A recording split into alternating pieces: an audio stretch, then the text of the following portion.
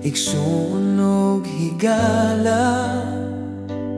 Bisan pa man sa unos sa kinabuhi, ayaw kaluya kayang ginubuhi.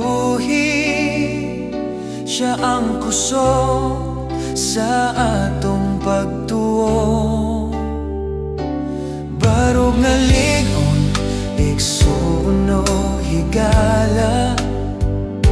Ayaw kahadlok sa kalibutan, kay si Kristo mao ang atong kadugan. Hangtod sa katapusan, magpabilin ta.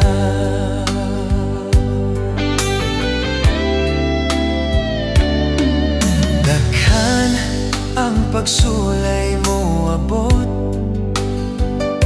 apan ang Ginoo